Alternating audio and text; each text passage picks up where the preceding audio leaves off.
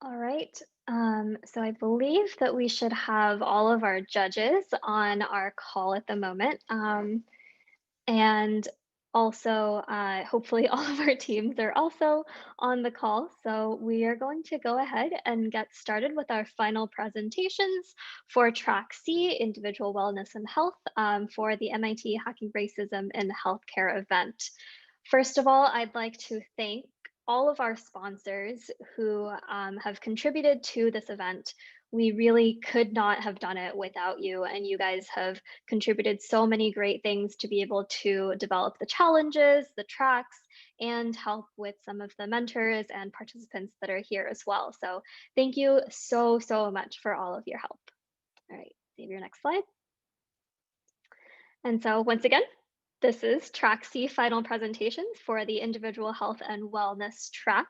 Um, Teams were hacking around this theme for the entire weekend, and in less than 48 hours, they have put together a series of pitches to talk about problems and solutions that they are very passionate about. Next slide. So first off, I would like to introduce our Track C judges. So if I could actually, as soon as I introduce you guys, if you guys could unmute yourselves and then introduce just yourselves, the judges. So Courtney Caulfield, who is a Chief Nurse Executive at Kaiser Permanente Sunnyside Medical Center. Welcome, Courtney. Do you mind introducing yourself really quickly?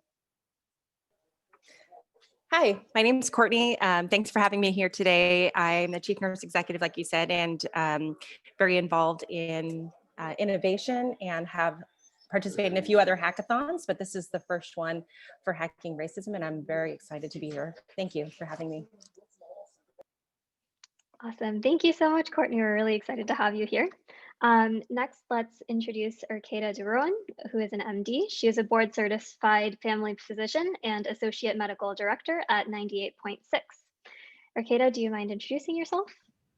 Sure. Hi, everyone. I'm so excited for today. My name is Urqueta Duroin. I'm a family medicine doctor with board certification in family medicine and lifestyle medicine. And I'm also an associate medical director for a telemedicine company called 98.6. And I have an interest in health equity and mentoring. And I'm really excited to see everything that you guys have been working so hard on. Awesome. Thank you, Urqueta.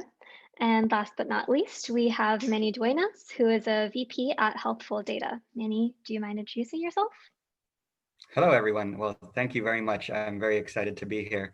You know, I've been in the biotech industry for 20 years and I've just recently started an entrepreneurial venture of my own. But this is about you and your ability to unlock personal and individual health. And I really, really look forward to seeing how you apply your creativity and your intelligence to a very real issue in healthcare. So very excited to be a part of this and to hear your pitches. Great. Thank you so much, Manny. All right, next slide. So for those of you who are participants and for an overview for the judges and mentors who are on this call, there were 6 main steps that all participants went through. It seems like a very long time ago, but just on Friday, less than 48 hours ago, all of the participants came together in their tracks and decided to pitch problems that they were passionate about. So things that they've seen in the healthcare space where they felt like they could tackle it and help tackle systemic racism in the healthcare industry, focused specifically on individual health and wellness. After they all pitched their ideas, they came together and mixed with each other over Slack. It's a little bit weird doing that virtually, but they did great and they were able to form teams around the problems that they were passionate about by going through different Slack channels and talking to each other and talking about these problems further.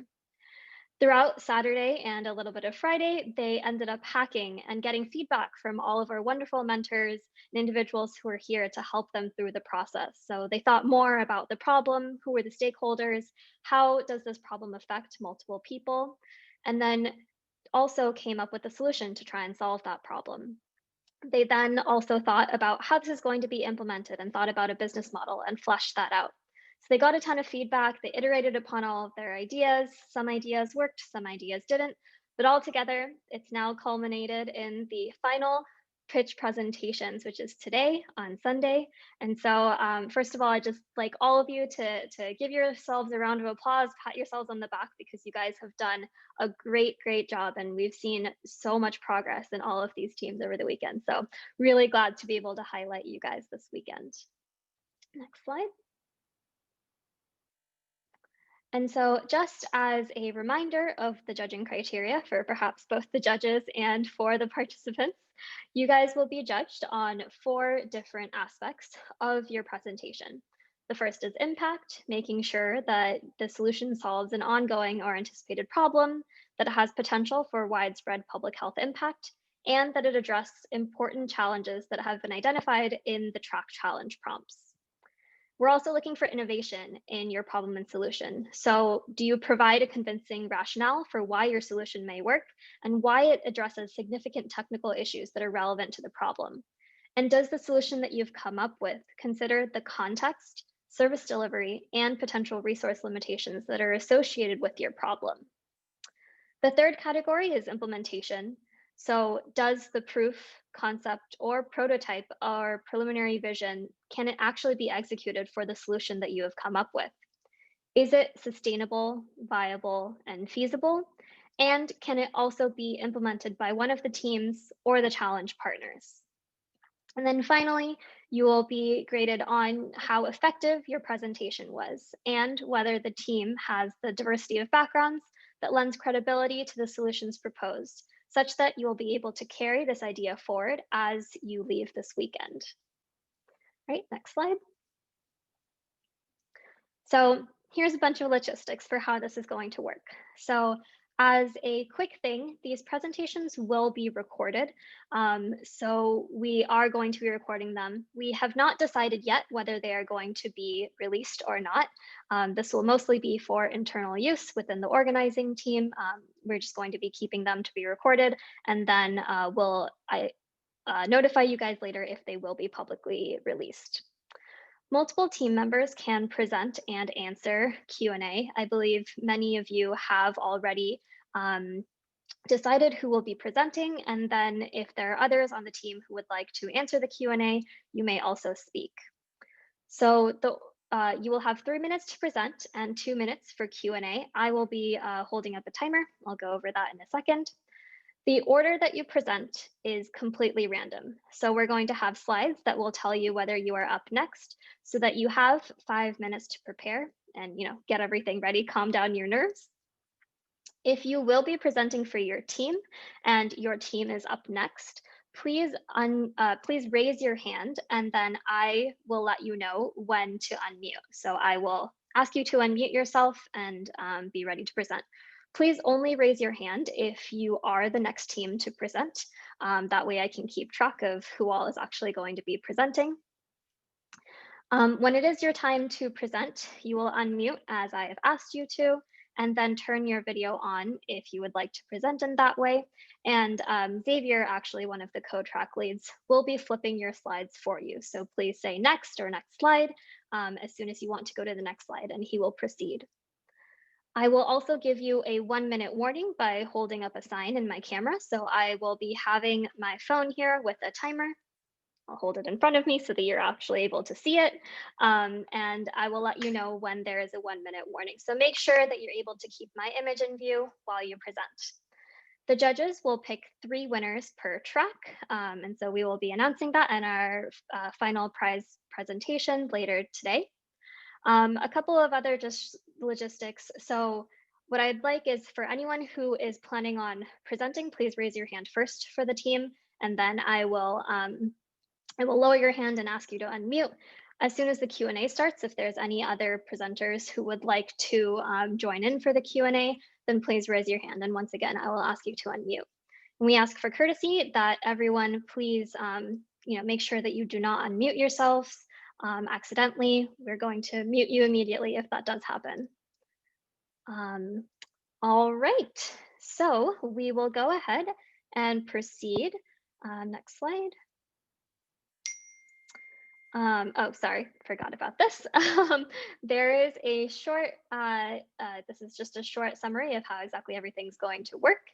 And we can go ahead to the next slide, which I believe should be the team. All right. So team 024, Nativity is up. Could the person who is planning or people who are planning on presenting for Nativity, please raise your hands. And then team Stork, team C001, you guys will be up next after them. All right.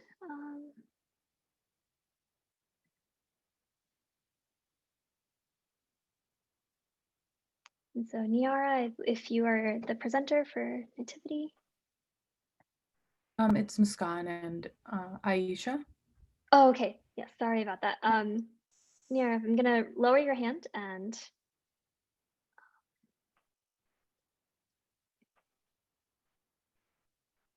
Muskan and Aisha, could you guys raise your hand, please, just to make sure that I have you on the top of,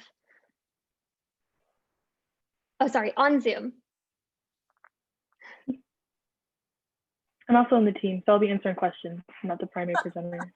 Okay. How do I raise my hand on Zoom? Oh, reactions, got it. All right. Participants and then raise your hand. And we will go ahead. Xavier, if you don't mind going to the cover slide. And you guys can begin whenever you are ready.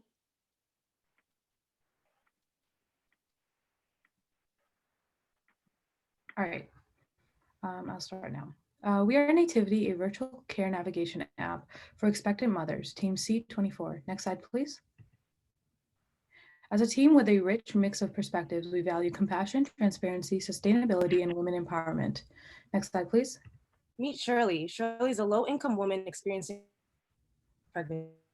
She's in a dark, racially segregated urban area. While she has Medicaid coverage, Shirley often wonders, will the doctors listen to me? Can I afford care? Where and when do I start? Next slide, please. The U.S. spends more on childbirth services than any other nation, yet has the highest maternal morbidity rates among developed nations. This disproportionately affects Black women. Next slide, please. Shirley feels disconnected from healthcare systems because of dismissive interactions and expenses. One solution to this problem is a doula, who provides physical, emotional, and navigational support. As patient advocates, doulas are clinically proven to better maternal and infant outcomes.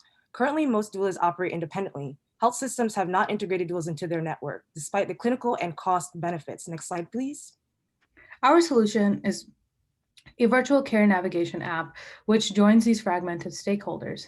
Nativity is the compass leading women to empowered childbirth experiences and improved outcomes. Next slide, please. After signing up and choosing a certified doula, mothers can securely communicate with them and create a living care plan. Next slide, please. Benefits of patient-centered care plans include equipping mothers with the knowledge to access life-altering preferences like pain management approaches, labor positions, and birth location. Next slide, please. Access to medical records that are integrated with EMR systems keeps mothers up to date with their conditions and overall health status. Next slide, please. And our locator reveals in-network providers, specialists, facilities, and maternal health facilities with maternal health expertise. Next slide, please. We have a 5-feature plan that joins hands with certified doulas and larger health systems. Using FHIR standards and including accessibility in both iPhone and Android phones, Nativity will begin to serve low-income women in New York where Medicaid funds are allocated to doula services. We're not another healthcare app to fit into the maze of EMRs. We're here to create sustainable change for the women who need it most. Next slide, please. Nativity has a triple aim approach: cost, efficiency, and access. Next slide, please. Shirley signs up for Nativity at a community event after chatting with a clinic nurse. We ask you to consider the urgency of this matter and invest in Nativity so we can have a significantly higher chance of having a happier and healthier birth outcome like Shirley. Thank you. Next slide, please. Thank you. Awesome. Thank you, Team Nativity. As a reminder, they were Team 024. So we will now take questions from our judges. You guys can go ahead and unmute yourselves or raise your hand, and I will go ahead and unmute you for a question if you do have any. So hi, this is, should I raise my hand first? Go for it, yeah. Oh, sure. To what extent will the doula services be in person as opposed to via the app? How does it work? So doulas usually provide 3 in-person, like, yeah, you guys can hear me. Doulas usually provide 3 in-person appointments with expectant mothers before the expected due date. So that can actually be, that appointment can be made through the app, and then the mother can have access to communication with the doula when she's not in that appointment. Great.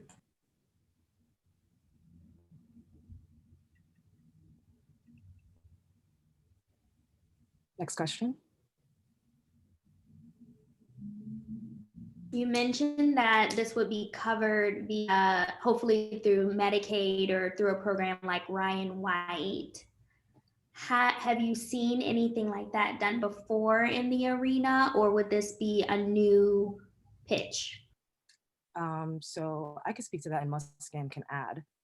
So 2 states have already passed like legitimized actual policy that's funding going to doula programs, but New York City that started pushing out funds from the Medicaid that started March 2019, and the second phase, which is where Shirley is located, that is the next phase that's coming after. So we're expecting this app to basically line up with that timeline.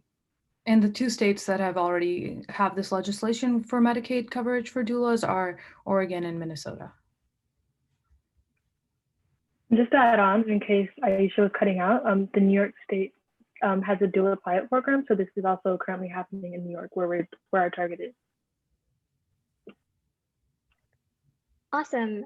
Thank you guys for answering all of the questions, and thank you again to our judges for the questions.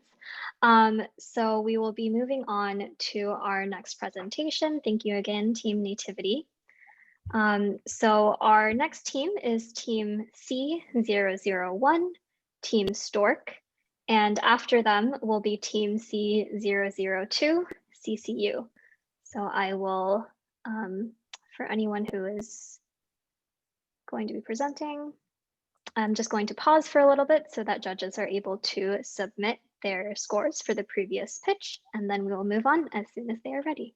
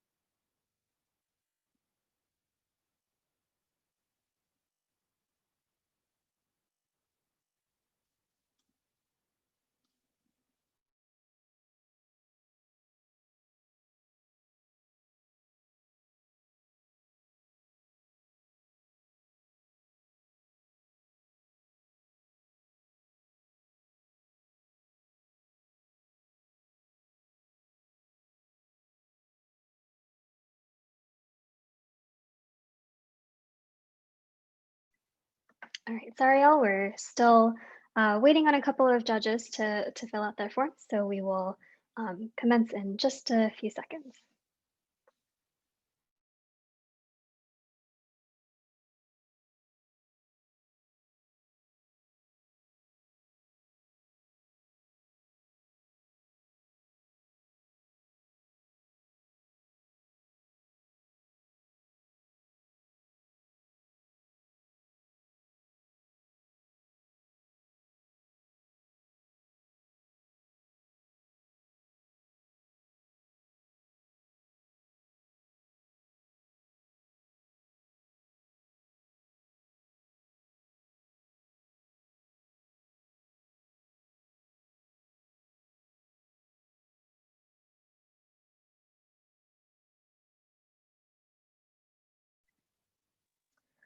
All right, and so we will now be moving on to Team Stork. And I will unmute the team.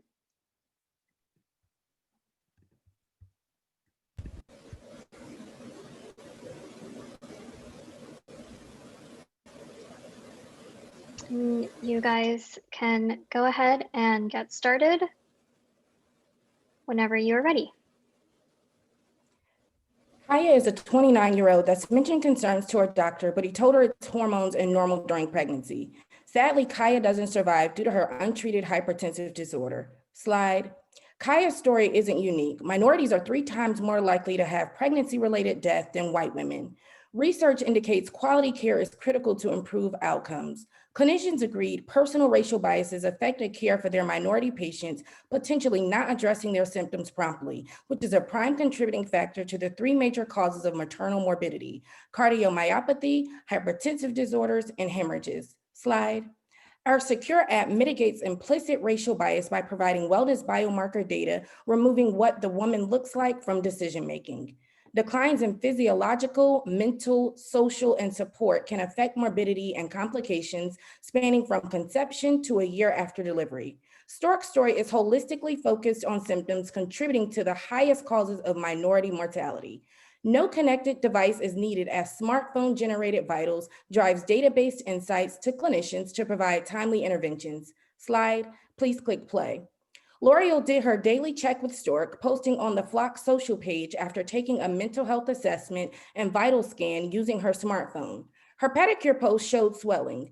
Due to pain, her pulse and blood pressure were elevated over the past week, and her mental health screening indicated additional stress. So the algorithm flagged her physiological changes and pushed a warning to her provider's EMR. Her OB clinic scheduled an appointment, but her car was broken down, so they sent her a ride through Uber Health integration. Her provider ran additional tests diagnosing her with cardiomyopathy. Slide.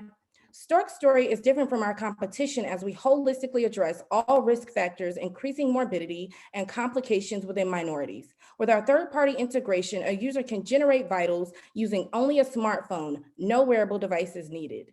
Our algorithm accounting for social determinants of health will prompt necessary care due to physiological changes. Our available market reflects the broad range of areas our app solution covers. Slide. We have great traction as we've developed third-party relationships and started on our algorithm. The MVP will take 18 weeks to build, and our team is ready to drive this project to fruition. Slide. Our target market is OBs and will expand to payers. Our initial goal created a model that's free for patients and budget neutral to providers, but we've surpassed this goal. Providers pay to use the product, but can bill insurance, resulting in an estimated net ROI of $18,000. This solution provides better patient outcomes for performance bonuses by payers. Slide. We are stakeholder driven and supported by a diverse team of clinical, legal, and development professionals. Slide. Any questions? Great, thank you guys. So that was Team Stork C001. And if the judges, if you guys do have questions, please raise your hand and I will unmute you.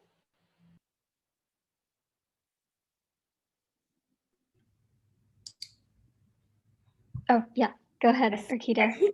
That was a really interesting presentation. Have you guys invested any particular wearables that are used during obstetric care that can be utilized at home? So actually, we took the approach of simply using app-based vitals rather than a wearable device to make it much more accessible and scalable. There are only about 20% of the population that has a wearable device versus 80% of the population that has a smartphone. So by using technology that we already have in our pockets, it makes our solution much more applicable to the industry and getting it into the market right away. Thank you.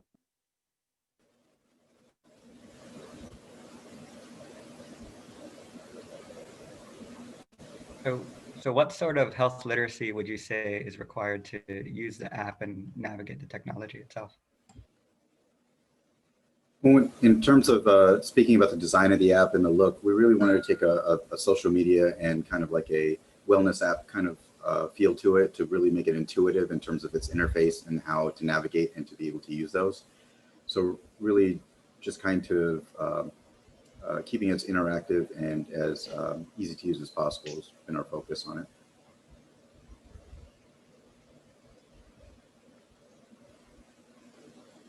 So if you're also asking about in terms of the presentation of the data, that's also, focusing on that as well. So part of it is gamification as well to improve the interaction times and really getting people involved in using the app.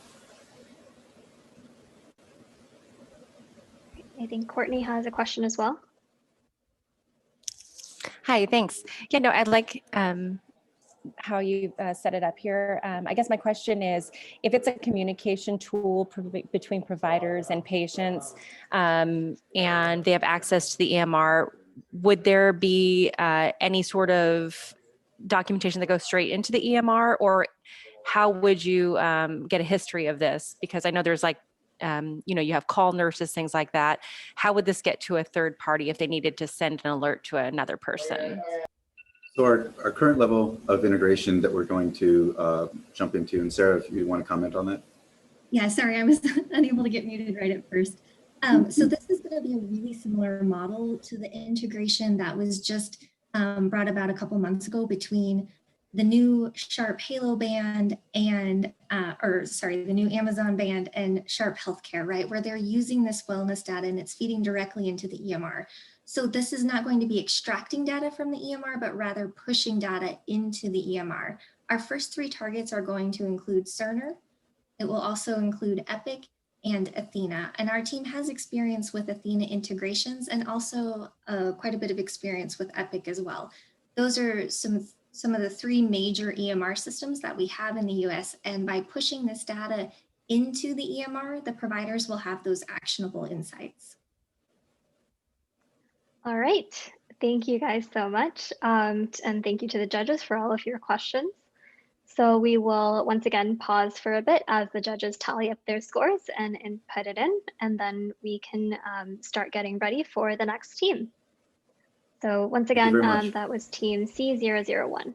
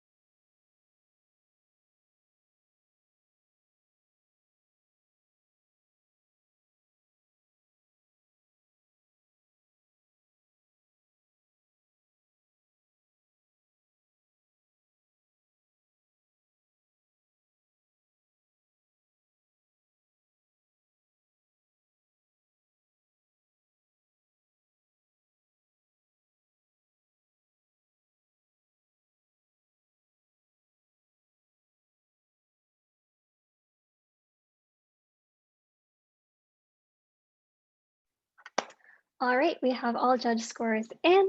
Thank you again to all of you for your patience, as we want to make sure that all of the judges are able to give enough information and detail to all of the scores that they give you and feedback that they give you. So thank you again for your patience. All right, so our next team is Team C002, Team CCU, and after them will be Team C004, Jengu. And I will ask you guys to unmute yourselves. And Xavier, if you can go to the beginning of their slide, and you guys can get started whenever you're ready. Great. Hello, we are CCU, Continued Care United. Next. Continued Care United is a smartphone application that provides free, accessible, and anonymous healthcare to undocumented immigrants. Next. I want you to meet Lorenzo, one of America's 11 million undocumented immigrants. Lorenzo can't access Medi-Cal or Medicaid because he's over the age of 26. As a result, Lorenzo does not obtain routine healthcare due to his immigration status and cultural and language barriers. Lorenzo will only seek medical care when it's a severe emergency. His story is similar to many other undocumented immigrants. I also want you to meet Nia, a first-year resident at UCLA Medical School and is passionate about serving others. She's fluent in Spanish and can provide Lorenzo with the medical attention he would otherwise not receive. Next. Currently, this is what Lorenzo's healthcare looks like. He will get treated in the emergency room when something extreme happens and is sent home without additional care. Next. This is where CCU comes in. We want to extend that healthcare experience and so that it looks a little bit more like this. Next. Once Lorenzo is discharged, he'll be suggested to use continued care. Next. Lorenzo will be matched with a student, in this case Nia, who will document Lorenzo's information. Next.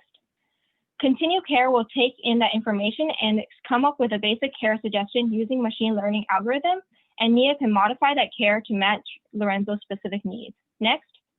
That care will be sent to a certified doctor for approval, and Lorenzo will continue to receive the care that he needs. Next. This is our smartphone interface. On the healthcare provider screen on the left, you can see there is no personal identification provided. They also have suggested healthcare options based on an AI algorithm. On the patient's view on the right, you can see the personalized caretaker assigned to them, Nia in this case, with a downloadable plan of care below. Our application will be available in a range of languages. Next. We will use a blended financial model and aim to have 1% of the total California state annual budget for public colleges and Medi-Cal redirected to CCU. We plan to match this with public funding from for-profit colleges to provide this clinical experience to their students. Next. This could save $1 billion annually towards medical treatment for undocumented immigrants. Next. This is CCU's diverse team. We believe we have a viable solution to address racial disparities in healthcare on an individual level by promoting free, accessible, anonymous care for undocumented immigrants. Next. We are now open to answering your questions. Thank you. Great, thank you guys. Do any of the judges have any questions?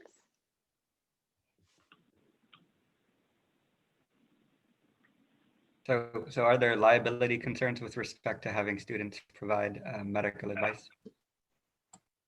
Yeah, that's why we have the care sent to an actual doctor who will then sign off on it before it is actually given back to Lorenzo, patients like Lorenzo. And as a follow-up, do the doctors have concerns that they're not the ones reviewing the case, and how does that not just duplicate effort? So we spoke to a lot of medical professionals, and we learned about something called mid-level practitioners who typically will document all of the information and will pass on that information to a doctor to look into it and sign off. So this would be a very similar situation, except these college students will be trained to fill out the forms as necessary.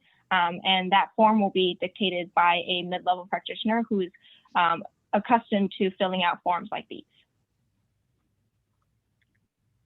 You mentioned that there would be machine learning involved with the transfer of care and recommendations from the student to the providers. What types of things, can you give us an example of how the machines will be utilized with AI? Yeah, I can answer that one as well. I do data analytics for my full-time job. And so what normally happens with machine learning is we'll take in a bunch of input and then we'll compare these inputs to other customers / in this case, patients to see if there's a match. And we will look at the care that was provided to that customer and that patient and see whether or not that worked. If it does work, then we'll match that similar care to this specific patient. It's a machine learning algorithm, and so you need to input a bunch of data for it to kind of learn. And we see that the specialty in our case is that a lot of the data that we're gathering and we're using is the people who are going to be receiving this care, and it's constantly iterative. So it will like learn upon all of the intakes that it's taken. At the end of their care, they'll be sent a survey that like asks them, did this help? Did this not help? And like a scale of 1 to 10, which then their data will also be inputted into the machine learning algorithm to predict better care for the next patient. So some intake that we would take is like their diet, what they have experienced in the hospital and like what care they actually got there, their weight, their health, and their family circumstances. Those are information that we would use in order to come up with an algorithm.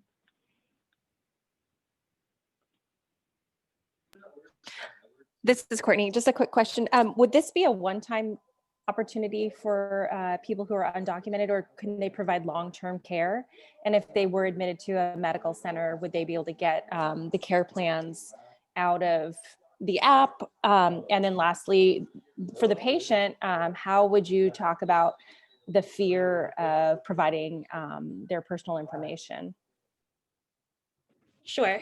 So just to answer your question, we wanted to extend this plan of care obviously past that initial visit, the initial hospital visit. And we were looking at this initially as like a long-term, maybe 5 to 6 month continued care. And then perhaps after then they would develop this relationship with that healthcare provider. And if they wanted to stay with them past that student's graduation, they could. We also would have an extension of the application where that student can also recommend peers and other practitioners to this case. So that would be taking care of their, long-term care. And then to answer your second question, I'm sorry, could you repeat the second part? Yeah, well, and it sounded like this is integrated where they could be able to provide the care plan that they're dealing with this student to the medical center if they're admitted as well. Mm-hmm. Yes. Yeah, and the last thing I asked was, how would you get around the fear of their information or giving their real name or information? Like, oh yes. So, well, we tried to protect the anonymity of the patient. So if you were to look at the other slide where we had the iPhone interface, they are identified by a patient number, and the provider would be able to see all the crucial information to provide the medical care while protecting this person's, looks and name and more specifics about them. Awesome. Thank you, guys. Cool. So once again, we'll allow for our judges to put in their scores, and we will move on to the next slide so that the team can get prepared.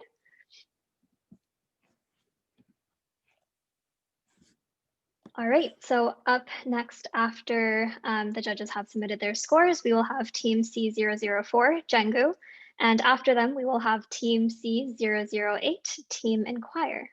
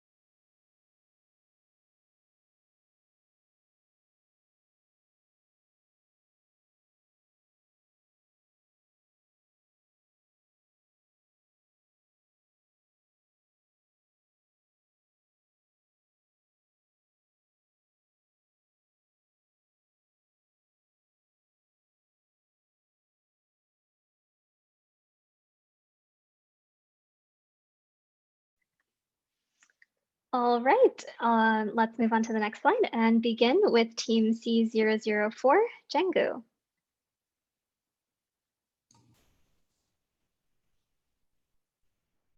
Good afternoon. We are Jengu, a universal pain communicator to eliminate bias in premature Black deaths. Next slide.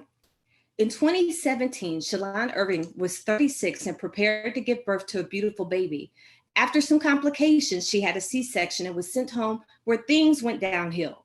For 3 weeks consecutively, immediately following, she went to her primary care providers, complaining about pain near her incision, which led to other complications. But her doctors assured her it was normal. Next slide. Hours after her last appointment, she collapsed and died at the hospital where her family removed her from life support. Unaddressed pain is a public health crisis. More than half of these deaths are from preventable causes, and a disproportionate number of the women suffering are Black. Next slide. Being ignored by your healthcare professional is common, even though a verbal 10-point scale is used to communicate pain. Next slide. Bias is prevalent as 40% of early medical students believe that Black people are less prevalent to pain and provide less attention to patients. Next slide. This is why we developed Jengu, a universal communicator used by patients to advocate for their health. It actually measures pain in the body using 3 biomarkers, including brainwave activity related to oxygen, respiratory distress, and pupil size simultaneous with facial expression. Next slide. 2 of the markers provide automated reporting, which is actually trusted currently in the hospitals, and 1 can be self-reported via our app, which is complimentary. However, we know that most patients in pain would be unable to do the latter. Jengu is a system complete with a flexible headband, clear wearable patch that's waterproof, and a self-reporting app. It is a complete biomarker system that is compatible with hospital cloud systems and patient smart devices. We utilize emotion AI, effective computing, predictive analysis, and machine learning. Next slide. Currently, there are pain indicator systems used in hospital that are cost intensive and controlled by doctors who can turn them off. And there has been traction with the introduction of other wearables to measure human physiology, although all of these have not been focused or contributed to pain. And then also many of these only address 1 biomarkers, and one of the most famous ones has since become defunct. Next slide. Globally, there is a significant interest in pain concepts, including research currently being conducted at US universities. Next slide. Our initial focus would be on Black maternal patients in the US before expanding into other patient categories, such as chronic pain and degenerative age. What we know is that chronic pain treatment products are used in several application areas, including musculoskeletal, which is a $31 billion market. Next slide. Thank you for hearing our amazing team and for helping us save lives. Awesome. Thank you, guys. Do the judges have any questions?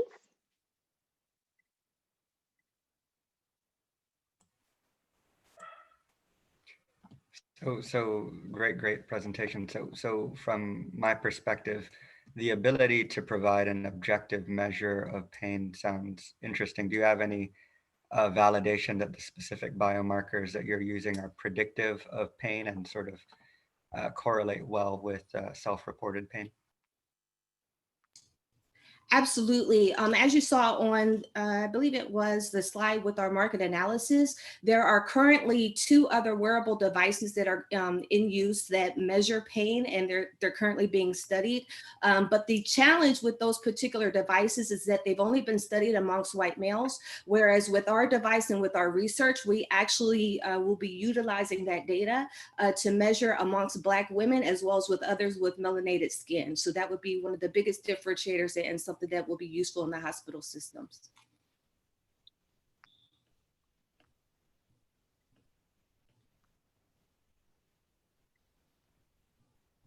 I find it interesting that your plan is to utilize this first in Black mothers during the obstetrics portion, because labor is pain intensive for, I guess, all mothers.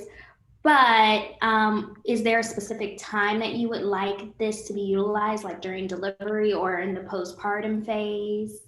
Great question. So absolutely nearing the delivery piece, and then also definitely into postpartum, because what we find is that many of those deaths occur during the delivery and the postpartum stage.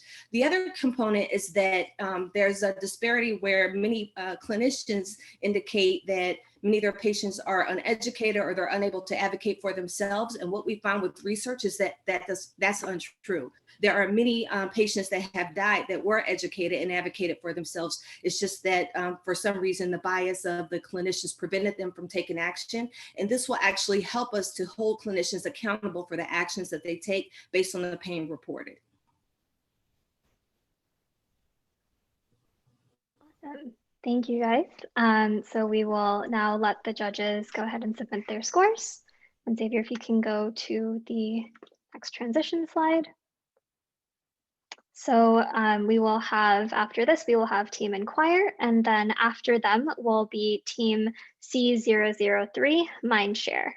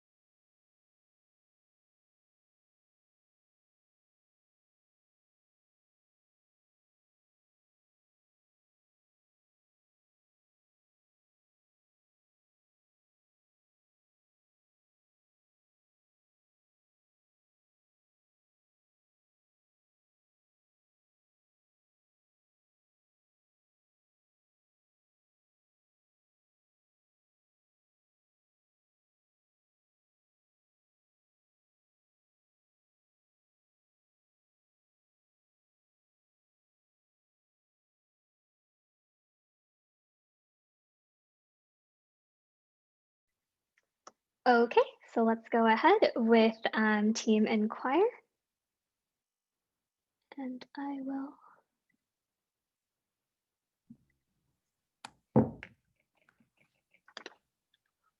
Hi, we are Inquire Med, and we're hoping to improve medical literacy today.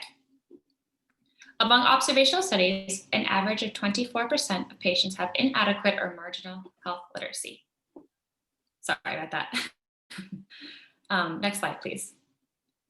Esoteric medical information on therapeutics without context makes it difficult for patients to navigate their health needs. This is compounded by the lack of trust in the medical system due to generational trauma from systemic racism in healthcare. There's a disconnect between health providers and patients being discharged from healthcare centers.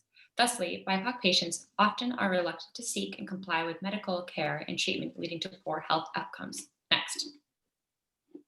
Our initial customer base will be community health organizations and educators in Dorchester and Roxbury, such as the Boston Health Net. Our users are patients receiving prescription medication and other therapeutics, specifically at the discharge phase. Next.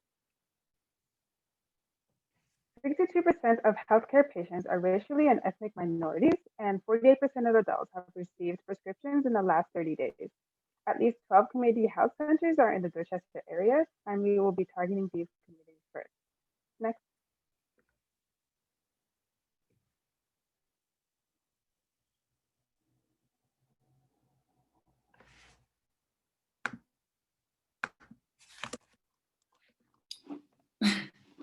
Sorry about that.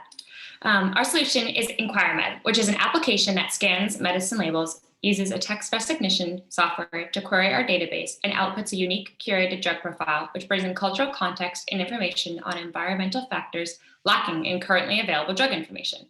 Our app will have a database of prescription drugs with information directly from the FDA, as well as the curated profiles created through collaborations with community healthcare partners. Through this, we hope to empower patients with information about their health while promoting patient self-advocacy. Next slide, please. These are images of our proposed app interface. Here's the home page, the camera page, and an example mock-up of a drug profile. Next slide, please.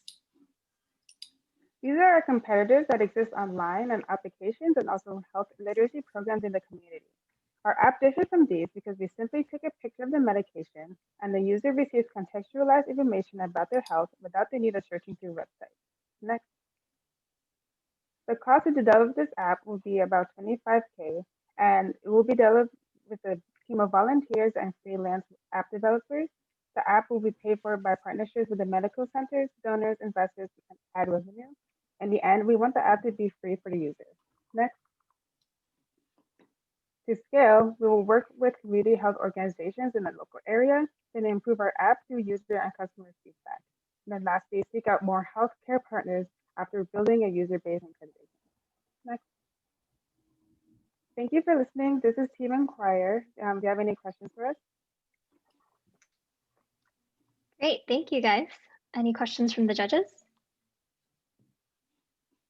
I have a small question. Why did you choose to focus on one community health center in Boston? That's a great question. Twain, would you like to take that one? Yeah. So first, we figured it would be good to test out the app with a small group of people, kind of like test users, and also people we know, we have some connections in the area, and it will be a good starting point to see how our app works well with community centers, and then from there, use that as a base point to further expand.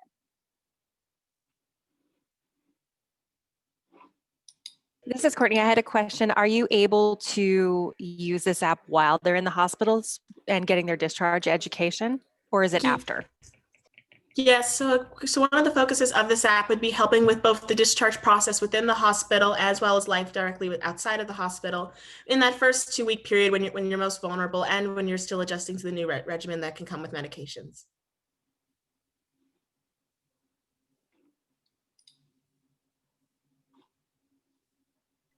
All right, so we will thank you guys for your presentation. Really, really liked it.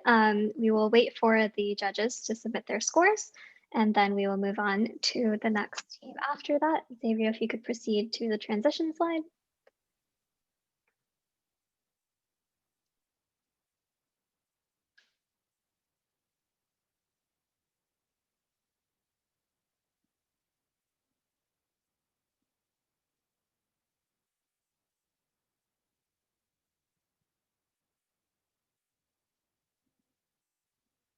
And thank you once again to everyone for your patience. We really want to make sure to all the teams that we're getting you guys the best feedback that we possibly can, and the judges are putting in a lot of great feedback. So do look forward to that. So up next will be Team Mindshare, and after them will be Team C027 Lavender.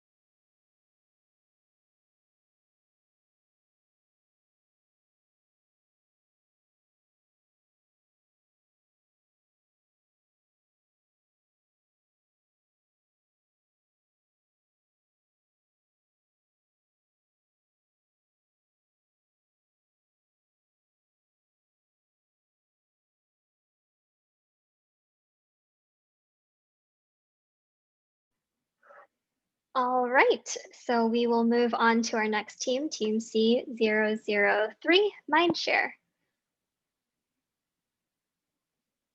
And you guys can go ahead and get started whenever you're ready. Thanks, Tanya. At Mindshare, our goal is to address the loneliness found in young people of color. Next slide. And why is this a problem? Why should it matter? So we've noticed 3 macro factors contributing to this issue of loneliness and disconnection. So right now, we're in the middle of a pandemic with no end, or at least no immediate end, where isolation is real. We're hyper-connected with endless apps, resources, technology in front of us right now, where overwhelm is also normal. And at its basic level, we don't feel connected and like someone understands us, and not even our own therapist. And that's if we're able to even have access to therapists. So I think this is why our team decided to focus on loneliness in a young person of color, someone just like myself. Next slide. Next slide. Next slide. So I just want to show you some of the cool companies that are taking on this challenge of loneliness currently. Under self-care, you'd see a Headspace with meditation content, Talkspace for telehealth for matching therapists, TalkLife and Miragold are great starts to peer-to-peer networks. So what's missing in these solutions that are all over on this map? If you can imagine a quadrant like this, on one axis, you have accessibility. On the other axis, you have personalization. Headspace and TalkLife are examples of highly accessible content and peer networks with no personalization, and they're over here. Talkspace is highly personalized matching for therapists, and yet accessibility for our target population is a real issue, and they're over here. We want to be up and to the right in this quadrant on higher degrees of personalization, building trust, and providing immediate access with varying degrees of support. Enter Mindshare. Next slide. Next slide. So you'll see it, our platform is a work in progress. It's a peer-to-peer platform to connect the right person, someone like me, to the right group, to the right peer at the right time. It's a simple UI where you would answer a few questions to get connected to the right group and the right person. And the answers would determine who you get matched to. So these are examples of matches that you'd see. Next slide. Next, yeah, this is good. So our current focus would be to start out in colleges in BIPOC communities and targeting students that are majoring in psychology and in health or medicine as early adopters of the platform. We'd use this peer network. So next slide. Next slide. Next slide. So yeah, we would start out in New York within universities. That is time. And sorry about that. no, it's okay. All right, thank you guys. Do the judges have any questions for Mindshare?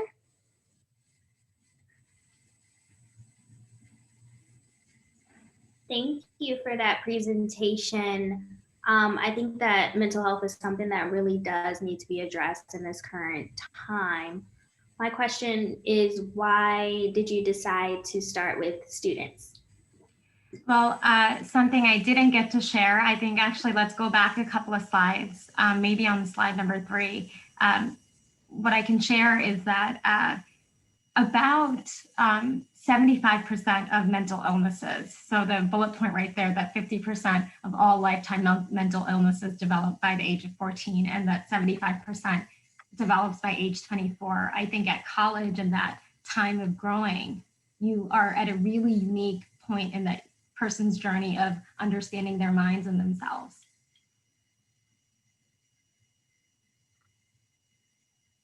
Yeah, one of the thoughts that I had as you were presenting is there's a lot of folks without even the network of school, folks who aren't able to access school, and so to me, there might be a big benefit for folks who don't even have the benefit of being able to go to school. A lot of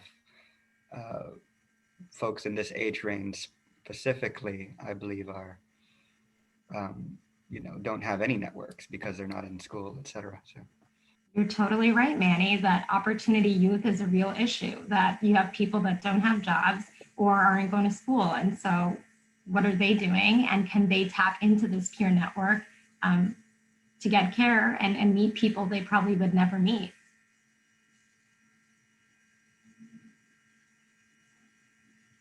Awesome, thank you, Mindshare again.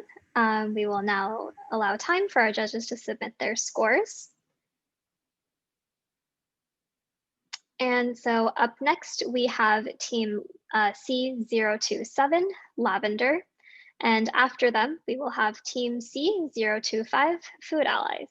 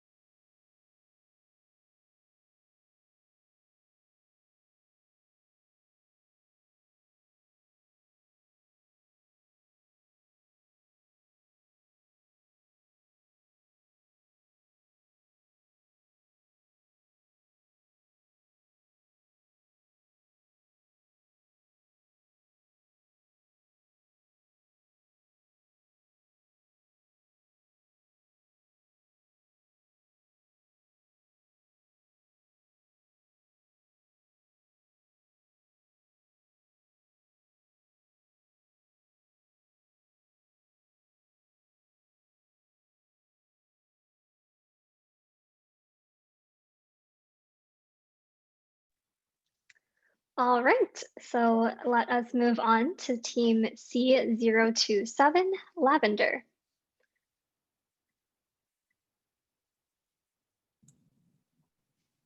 Go ahead and get started whenever you're ready. Awesome, timer starts now. Good afternoon, everyone. We are Lavender, we're a student safety application. The next slide, please. So imagine some of the best leaders in our world today. Think of President Barack Obama, you have Michelle Obama and the like, but imagine their life was cut at the age of 19. These are two students from my alma mater who unfortunately ended their life this year alone. Next slide, please. And they're not alone. Black college students have increased, Black college suicides have increased by 73% since the last metric was chosen in 1970. Further, Black college boys are 43% more likely to commit suicide during these as well. And suicide is now the second leading cause of death, and according to most college-age students. Next slide, please. Into Lavender. Lavender is a progressive love app that intervenes to predict suicidal tendencies for Black college students and a prevention solution. The key about this is the cost we paid onto the universities, as well as it's a community where people can explore with other Black students, different Black student unions across the nation. Next slide, please. What makes Lavender different from our competitors is it is financially feasible. It's also community driven. And lastly, if other solutions usually use intervention, but we are really focused on the 30 minutes to an hour before someone decides to take their life. The platform could serve this audience leveraging other existing on-campus resources as well. Next slide, please. For our business plan, our findings, we're going to continue to go after Black student unions and use a business-to-business approach in terms of soliciting funds. Next slide, please. Our team has years of experience, both in higher ed, as well as the mental health space, to help cultivate this idea and make a decent prototype so that it can be tested in the market. Thank you again for your time. I thank you again for the hackathon. It's been really fun. All right, thank you, Team Lavender. Do any of the judges have any questions? Could you talk a little bit about the community aspect and what sort of guidance will be given so that the community is one that is positive and can do the right intervention at the right time? That's a fantastic question. Thank you, Manny. So the community aspect, we've seen our research about 6 out of 10 Black students or Black college students are early adopters to technology. So we're hoping that the community will allow you to connect, with different students across, who are also college students across the nation in a forum-based. And then the other feature would be being able to connect with, mental health professionals that focus on Black, Indigenous, and people of color. You mentioned that there would be access to the mental health professionals and location-based tracking. Yes. Is that more in order to help track those who are in a state of crises? Yes, absolutely. Thank you for that. Correct. In state of crisis, we've also seen in our research that especially Black college students, are usually not diagnosed with mental health or depression, leading to about 80 to 90% of people who successfully commit suicide not being diagnosed or flagged for having any mental health disparities or needs for assistance. So we think that location piece would help in terms of both prevention, but also just to be able to monitor maybe what are some things that are different during their daily routine that might be off. Great job. I was going to ask if is there going to be 24-hour coverage for someone to answer? Yeah, absolutely. That's a fantastic one. Yes, it's going to be 24 hours, correct. All right, thank you, Team Lavender 027 for the judges. And we'll move on to the transition slide. So this will be our final presentation for this series.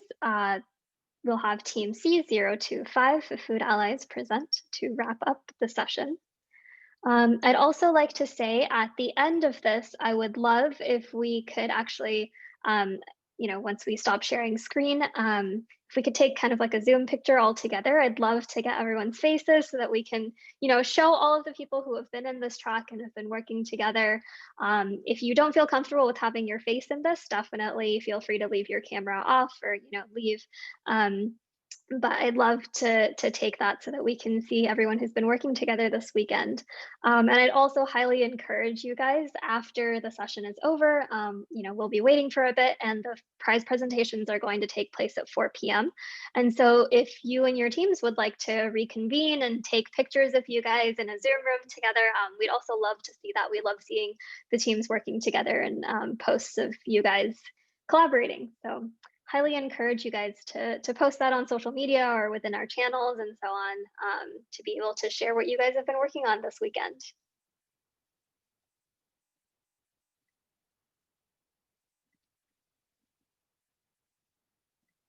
So we'll just pause for a bit and then we'll move on to Food Allies.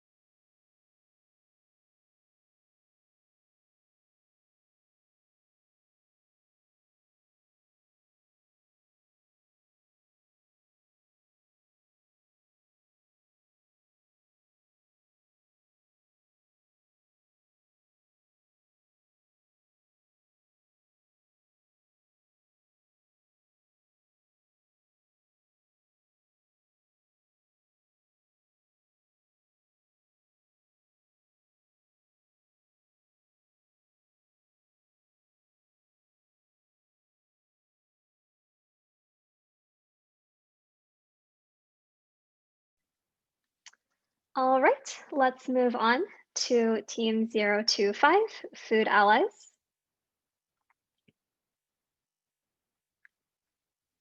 Xavier, if you could progress the slide. And you guys can go, let me make sure that you're unmuted. And then as soon as you are, you can go ahead and present whenever you're ready.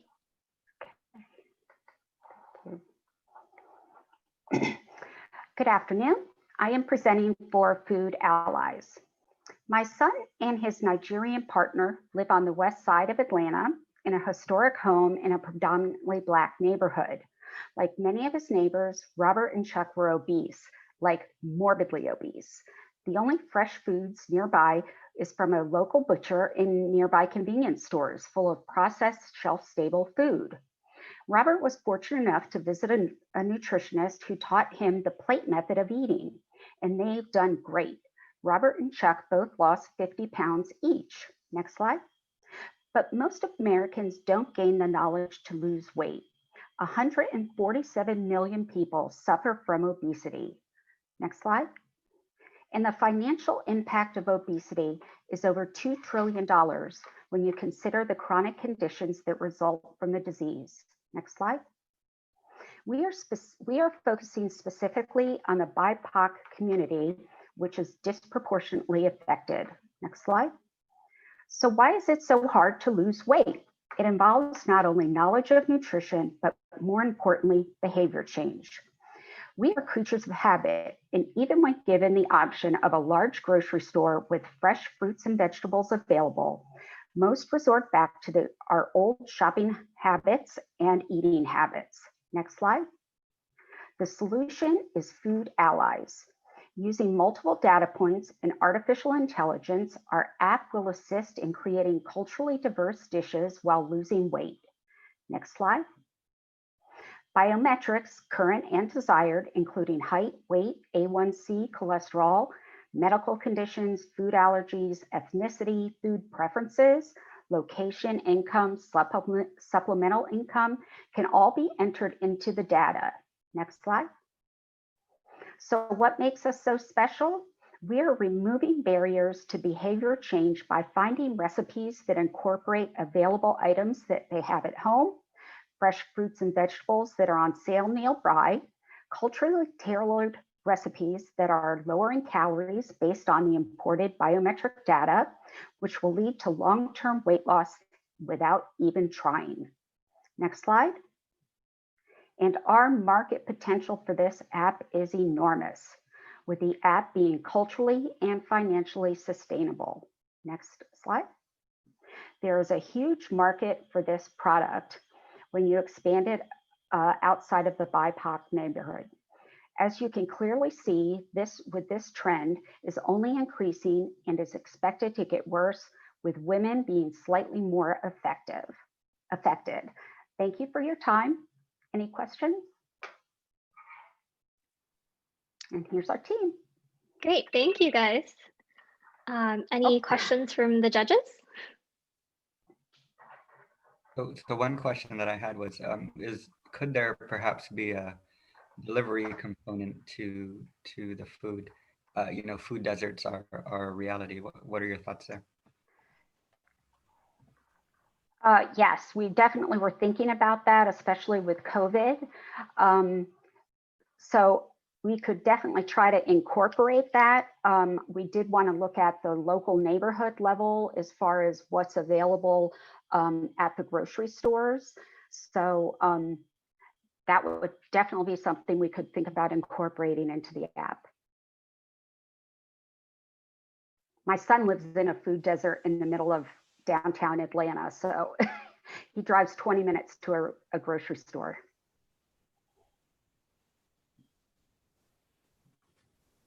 Are these meals individual, or are they meant for family meals? Well, that's something that you can enter as well, the size of your family, with the income and if they have a SNAP supplemental income. So that can definitely be, if you're empty nester with just 2 or a large family, it can be catered.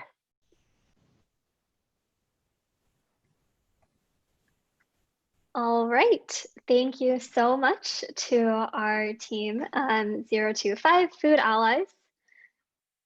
We really, really appreciate all of the work that has happened over this weekend. And once again, give yourselves a pat on the back, applause, everything that you possibly can. Make a lot of noise to celebrate, because you guys have really, truly come super, super far within less than 48 hours. And that in itself is amazing.